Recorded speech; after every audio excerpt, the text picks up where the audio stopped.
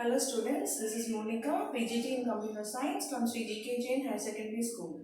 Today I am going to teach for 11th Standard Computer Science, Chapter 9, Introduction to C++. After you learn this lesson, you can come to know how will you construct a simple C++ program and what are the steps for the execution of the program. With all the basic concepts, what are the concepts you will use in C++, with all its concepts, and how will you construct a program in a C++ language. Without a delay, I am just going for the introduction of your C++. C++ is the most popular programming language and it was developed by Jarnett Tropster at AT&T Bell Laboratories during 1979. And C++ is a language that supports both your procedural language and your object-oriented programming language. So it is called as a hybrid language because it supports both the language. So for that it is called as a hybrid language. During the introduction of a C++, Jarnett Tropster named his language as C with classes. But the name C++ was coined by Rick Massetti as C with an increment operator, that is said to be a C++. And what are the features of using the C++ language? C++ has a rich library function. That means all the keywords in the C++ language will be stored in a place that is said to be a library. While the execution of a program, each and every line of the program will be checked with the library function for its execution. And C++, I told you already, it's an object-oriented programming language. So it has all the concepts of OOPs like classes, inheritance, polymorphism, data abstraction. Everything will be inherited and everything will be used as a property in your C++ language. And coming to the topic, the first topic is your character set. So what are the characters you can use in the language while writing a C++ program? Characters are nothing but a set of characters that are going to use to write a C++ program. For example, you can use alphabet, you can use digit and any other symbols. Alphabets in the sense you can use uppercase letters from A to Z and lowercase a to z, small z. And digits 0 to 9 and any other symbols like plus, minus, asterisk, ampersand, dollar symbol, blank space, horizontal tab. So all these will be considered as a special characters. So you can include all these characters in your program to construct a C++. Character in the sense character may have a single alphabet or a digit or a special character. So these all termed to be called as a character set. And next important topic is the lexical units. So what are the units you can use in the C++ while constructing a program? Lexical units are nothing but it is also called as tokens. Tokens are nothing but it is a smallest unit in the program. So in a large size or big size of a program, a particular part or a section is called to be a token. And you have 5 important parts in the token, like you will have keywords, you will have identifiers, operators, punctuators, and you will have literals. So let me start with the keyword first. Keywords, I told you in the features of C++ itself, C++ have a very rich function library. So all the keywords in the C++ will be stored in the function library while execution.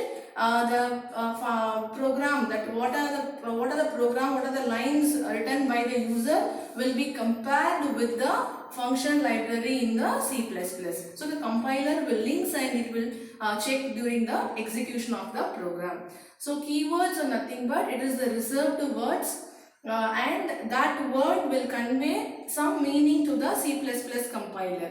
For example, if I use a keyword called as switch or a case, it is already the word is called as a reserved word and that word cannot be used for any other purpose it will be used for its own meaning. If you add that word to any part of your program, that will be compared with your function library, and that term has to be a keyword, and what are the property of that keyword will inherit all the properties from the library, and it will execute based on the keyword. And C++ is a case sensitive language, so you have to use all the keywords in the lowercase letters. And my next topic, I told you about the keywords. Next will be your identifiers. Identifiers are nothing but it's a user defined name given to the function name, array name, class name, object name. So what are the names defining by the user? The name can be given by the user to any of the names, like any of the part of a program. The function name, class name, object name will be defined by the user. So that will be called as the identifiers. And we have a much difference between keywords and identifiers, since keywords is already mentioned meaningful word will be stored in the library, and the basic rule of creating identifier is we cannot use any keyword as the identifier name. If you use any keyword as identifier name, it is violating the rules, so we'll have a error message. And coming to the rules for constructing identifier name, I told you the first point already. At any cost, we are not supposed to use the keyword name as the identifier name.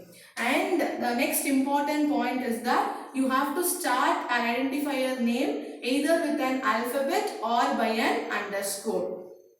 Because you cannot use the digit, the numerals as a starting character as the identifier name, but you can use the digit in between your alphabet or in between any underscore symbols, but you cannot start identifier name with an starting digit like numerals, and you cannot use the special characters as an identifier name.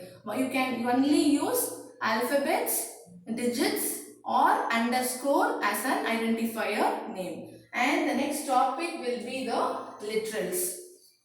Literals are nothing but it is a constants. So the value, the data items or the values whichever you are giving for the giving in the program will not change during the execution. For that it is called as a literals or a constant. And you will have these four types of literals here: numeric boolean, numeric constant, boolean, character, and you have string literals. Coming to the first type, numeric constant. Numeric constant or nothing but you will have numeric values as a numeric constant. We will use the numbers as the values here, and you will have two types over here, integer constant and you will have real constant. Integer constant is also called as your fixed point constant, because the integers are the whole numbers. You cannot use fractional points or decimal points in the integers. Integers you will have other three subtypes: decimal, octal and hexadecimal. Decimal are nothing but I told you already about these three types in your truth table, in your thing like second chapter or first chapter, I think so. So I told you about decimal, octal and hexadecimal during the truth table concept. Decimal is nothing but you can take the values from 0 to 9 because it is a base value of 10. So you can use any sequence of one or more digit from 0 to 9. Octal you can take from 0 to 7 because it's a 8 number. Hexadecimal 0 to 9 and A to F. And you can start octal with the character O, hexadecimal with OX. It can be a capital or it can be a lowercase letters. The next type will be your real constant. Real constant is nothing but it's a numeric constant and that has a fractional part in it. Fractional part in the sense you will have decimal point.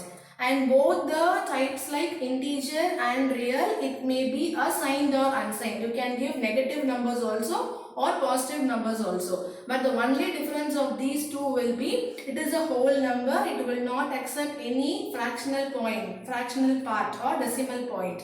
But in the real, you will have the real part and the decimal fractional part, mantissa and the exponent. It is an example for real. 0.58E8 is an exponent. So 8 will be your exponent part and 0.58 will be your mantissa part. So this is said to be a real constant, and it is fixed point, and this is called as floating point constants.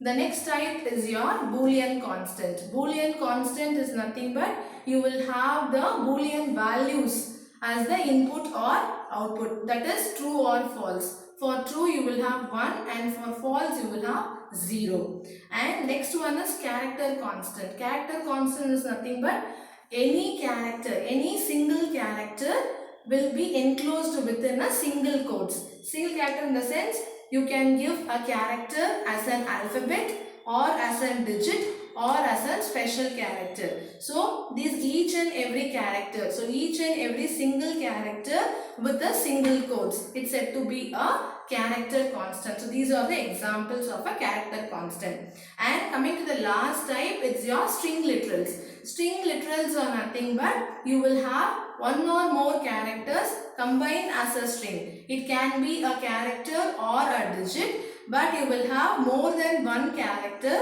that to be enclosed inside a double quotes. You will have difference between this character and this string.